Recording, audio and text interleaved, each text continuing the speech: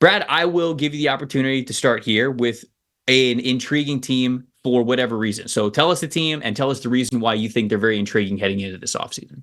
Yeah, so I had the three C's here. I had the Colts, Commanders, and Cardinals. I'll start with the Cardinals, who I think are fascinating for a bunch of reasons. Obviously, they have the extra first-round pick coming from Houston for the Will Anderson trade. Their own pick should be a top 5, maybe top 10 pick, depending on how they finish this season out. But there's just so many decisions to make. Like, are you going with Kyler Murray for the long term? Are you keeping his college buddy in Marquise Brown, who's a pending free agent on the roster? They're top 10 in cap space going forward, even with that veteran quarterback deal. And I really like what they did this past offseason. Paris Johnson's coming along nicely. The tackle they took in the top 10. Michael Wilson, the young rookie receiver, has been really good when healthy and playing. Garrett Williams, the corner out of Syracuse with the torn ACL. I love the idea of taking a guy who you know isn't going to play right away, but you're also not trying to win games right away. And he probably went later than his talent would indicate.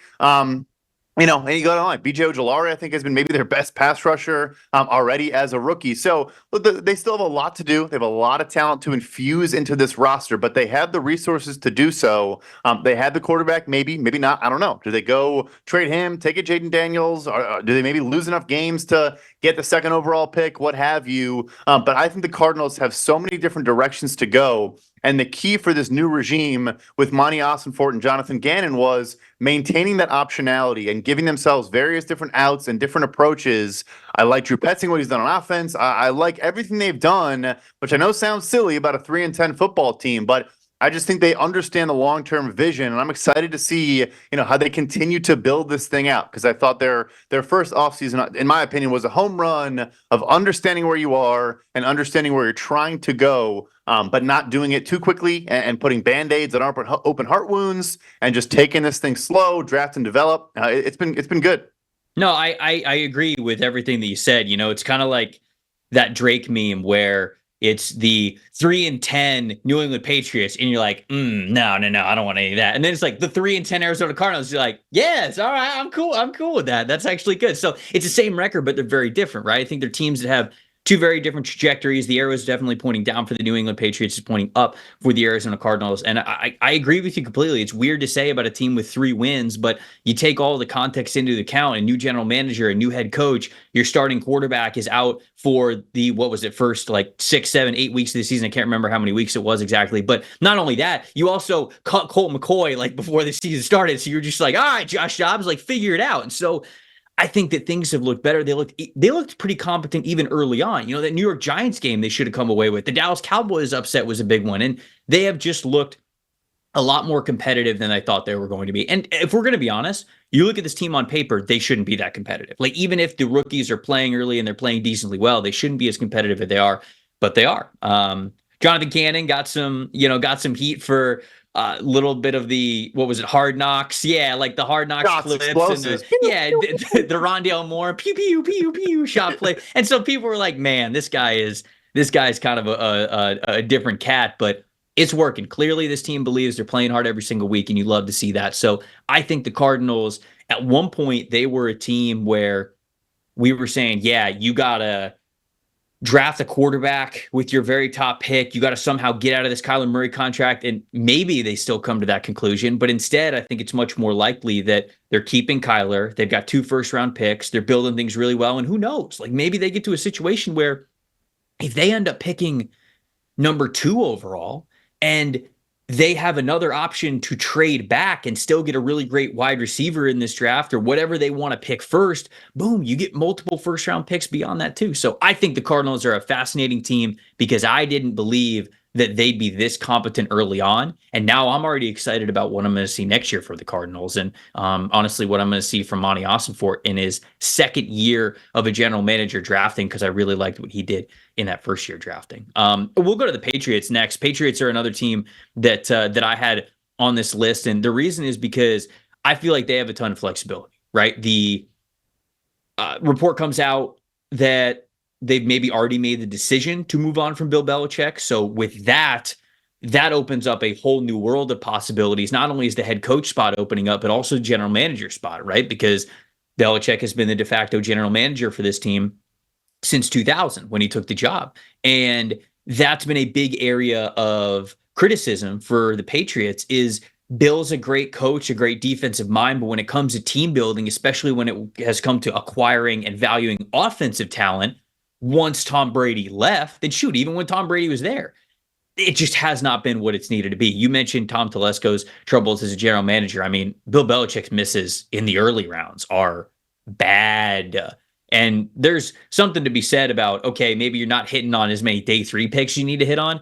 Bill Belichick didn't hit on as many top 50 picks as he needed to hit on. So you know that there's big changes that are coming there. There's changes at the quarterback position as well. I cannot imagine that Mac Jones or Bailey Zappi is the starting quarterback for this team in week 1 of 2024. So you got that to bring into the equation.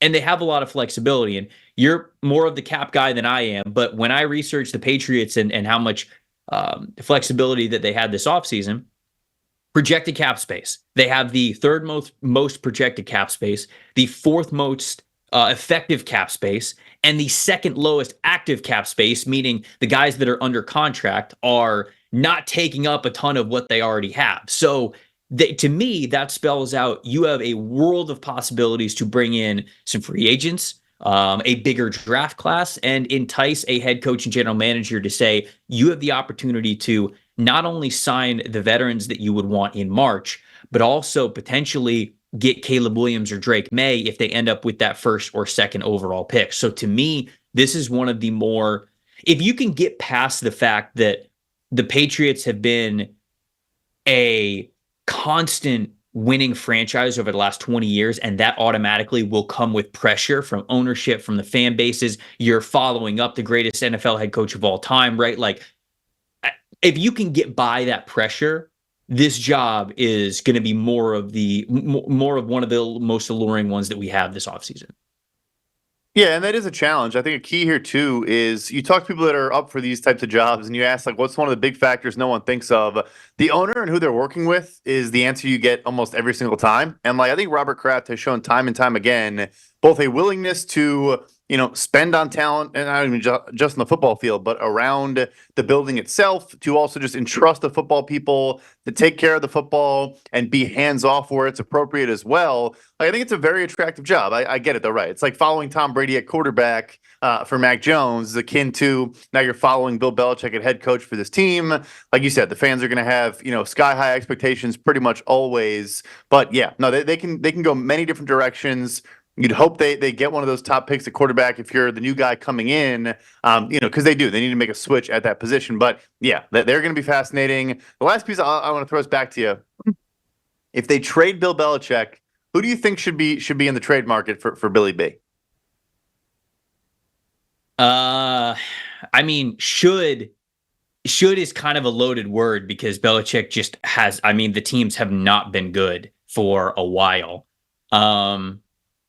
The Chargers kind of like come to mind because it's interesting if we have the quarterback situation figured out, like if you have Justin Herbert, then can Bill figure out the rest of the roster and get that to a good point? So the Chargers kind of come to mind, but I don't know if that's a realistic option. Carolina's kind of an intriguing one. Him working with Tepper might be an unstoppable force versus an immovable object. So I don't know how well that one would work out, but those are the two that come to my mind. Like some people have talked about him maybe taking over for Todd Bowles in Tampa Bay if Todd Bowles is out, because it's been disappointing this year with Bowles. But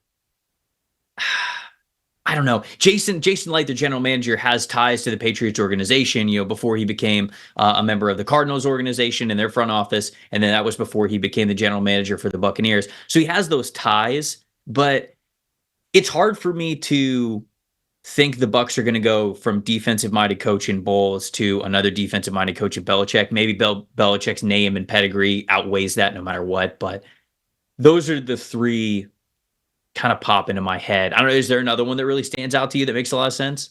I think those are good. I think the Commanders are the last one. Commanders are a good one. Commanders are a good one. Yep. Yeah. So, and I think they're one of the teams we're talking about here. They're on my list here. So, yeah, I mean, they're just interesting because, again, and I'll jump into it. Also, while I'm going through my next one, which is the Commanders tie, just get a ticker. Trevor Sikkema does not want Bill Belichick to coach his favorite team. Just while do that while I'm moving on here. No, I don't. You didn't say that? Oh, you did say okay. All right, he's on up to it. So The Washington Commanders are my next one here. I do think Belichick would be interesting for them. A lot of people point to the connection to Navy and being near Annapolis. He obviously did the college game day there the other day, but also what they did at the deadline was, again, give themselves a lot of optionality here. 5 draft picks that'll be in the top 100 if you include the Chase Young compensatory pick, which will be right around there. And I think Sam Howell could be the solution. I think it's been interesting. His pressure to sack rate has come way, way down from the first half of the season to the second half of the season. You do have some intriguing pieces there to work with.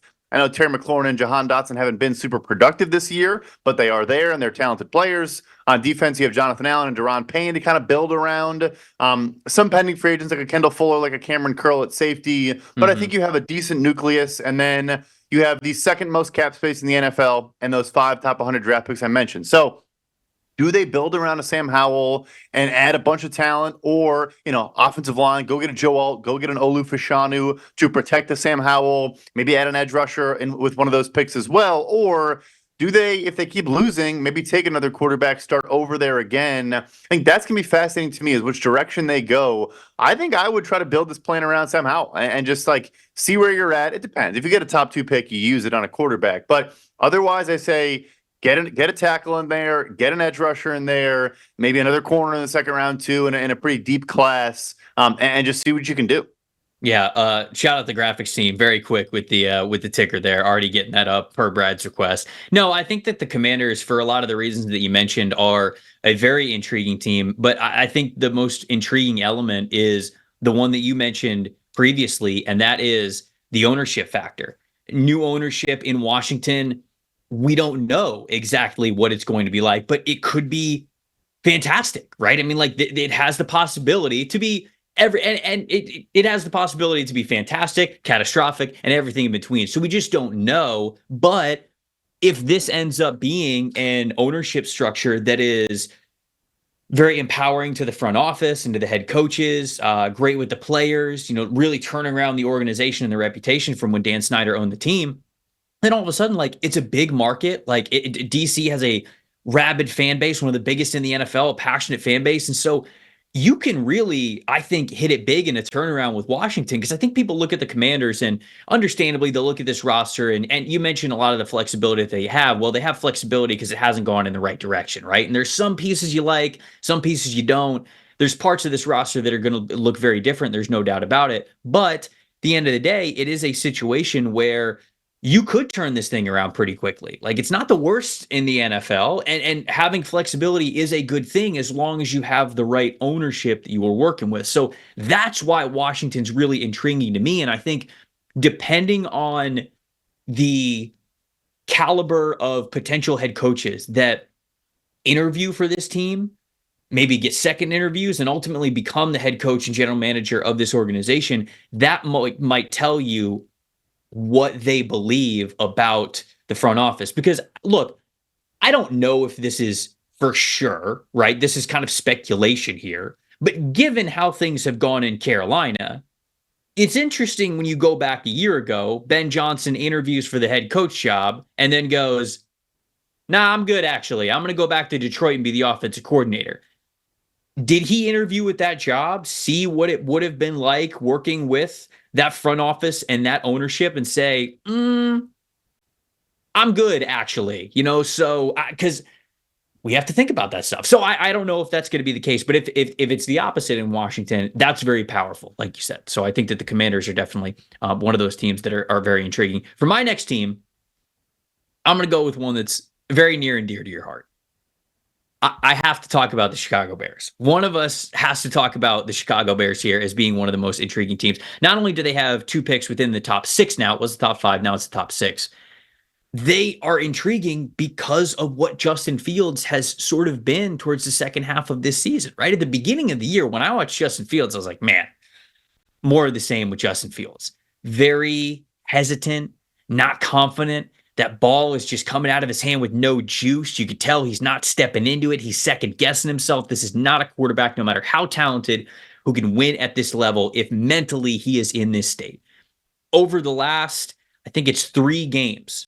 Want to make sure. So no, not even 3 games. It's much longer than that because I was thinking about the bye week. But If you take out just those first two games that looked terrible from him, week 1 and week 2, if you just go week 3 to week 14, so just take out those first two games, Justin Fields, 79.6 overall grade, 77.3 passing grade, 74.9 rushing grade. He only has one turnover worthy throw in that entire stretch. Okay. He has more turnover worthy plays than that, but I went back and I watched all of them.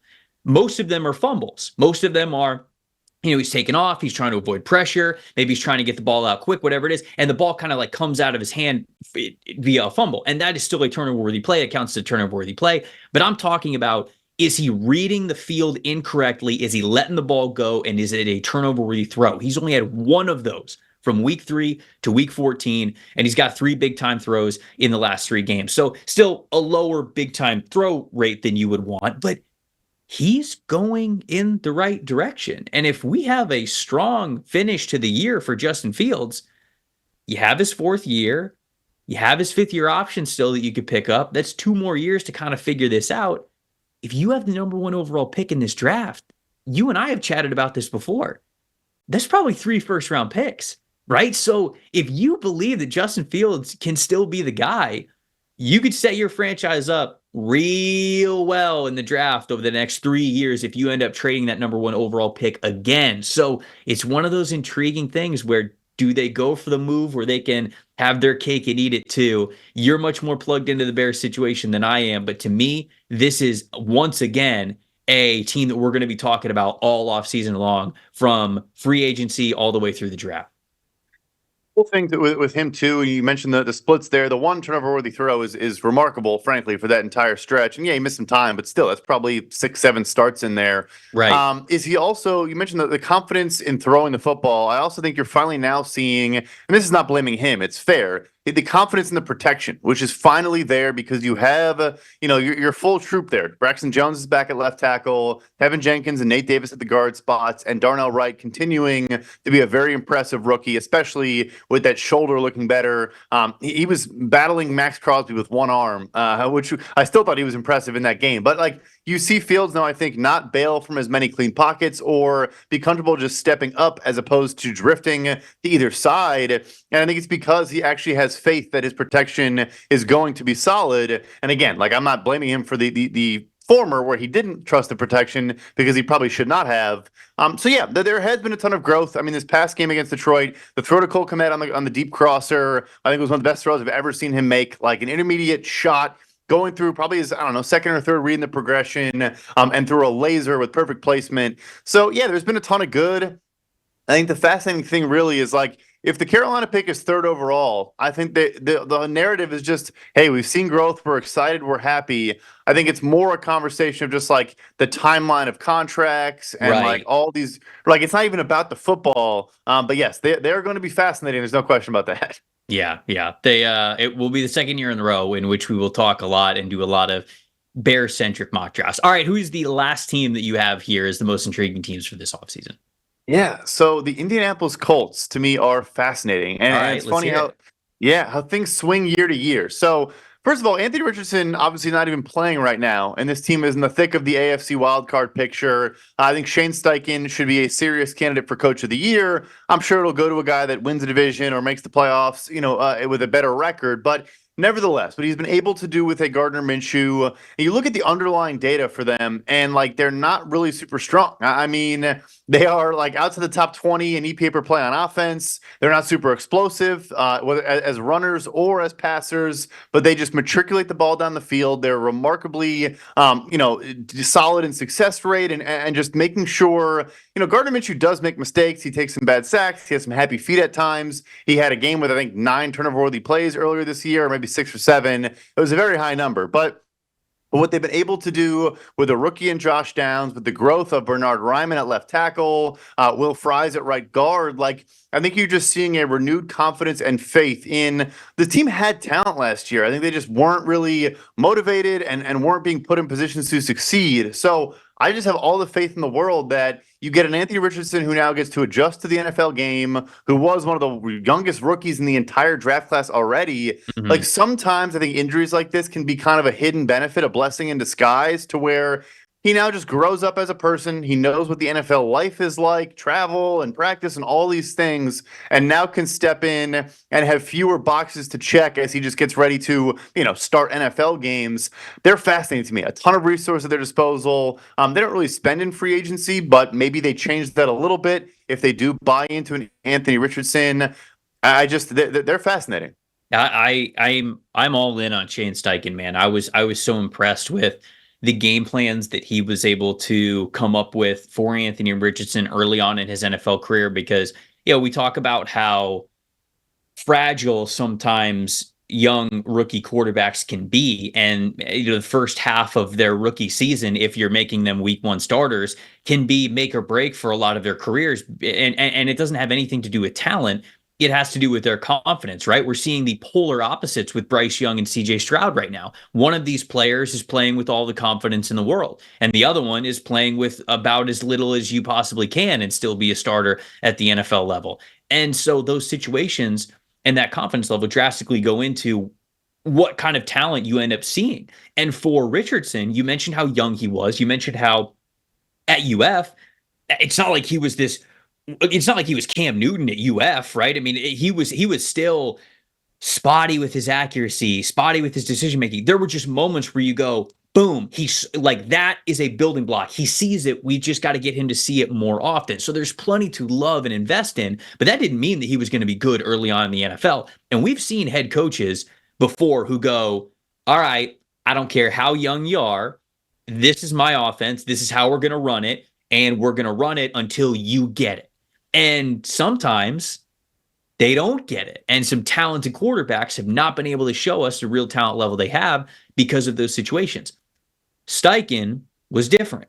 Man, those first couple of games with Richardson, even when he was a little bit banged up, you're seeing him cook up some much easier half field reads, sail concepts, like where, okay, there's all right, I just got to watch, where's this defender coming from? Okay, if he's dropping down, I'm throwing it over the top. If he's staying deep, I'm throwing it underneath. And very simple stuff like that throughout the game plan to go, okay, once we master those things, we get your confidence up, we make sure that you could play in this league, and then we'll get into the full field reads. Then we'll get into the longer progressions, things like that. He also used design rollouts, the play action, the motion. He was already getting those things involved in Richardson's head to where, as the rest of his game evolved, all of those things would already be in there. So I agree with you completely. I really love what I've seen from Shane Steichen, and not even just with Anthony Richardson. When Gardner Minshew came in, now he's also designing a different type of game plan for Gardner Minshew. And this, to me, is clearly a coach that understands the strengths of players. Let's build around their strengths. Let's mitigate the situations where their weaknesses might show up. And that's how you come up with a great game plan. And that's when you got a coach that can do that for two very different quarterbacks. You got the guy who has the experience and has the creativity, the willingness to do what it takes to win no matter who's out there. And that's a good head coach. So I agree with you completely. Love the Colts shout out. My last one is the Chargers. We talked a lot about it. You mentioned how they could be cleaning house completely. General manager could be gone. Head coach could be gone. And basically it's just Justin Herbert. Now, you mentioned they've got some older guys who have a lot of the money on their salary cap. Do you know how flexible those guys are? Or is it a situation where it's like, man, they've got these dudes for the next probably 2 years here at least before they can truly move on from them? Because to me, that's the only thing sitting in the way from ushering in a new era of Chargers football. Beyond maybe Joey Bosa and Khalil Mack, Keenan Allen's probably going to be out of there in a couple of years, right? And so it's just a totally new identity for this team. What's the contracts look like of those guys that are taking up a lot of the cap? Mack, Williams, and Allen are on the final year of their deal next year. So you can't even restructure it without extending them, and you're not extending any of those players. Maybe Keenan Allen, I suppose, as like a franchise legend. But no, it's not only that they have these exorbitant numbers tied to the players, they also don't have flexibility to move them around.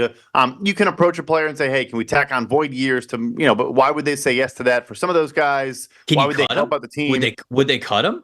Yeah, that's the cut them or trade them and get not a very good trade return because you're still moving, 15 million plus salaries for all of those players. No, I'm saying they're in the worst situation probably of any team in the NFL. It's not a great situation to be in when you have that tag. That's just not that's not ideal. That's not what you want to go with.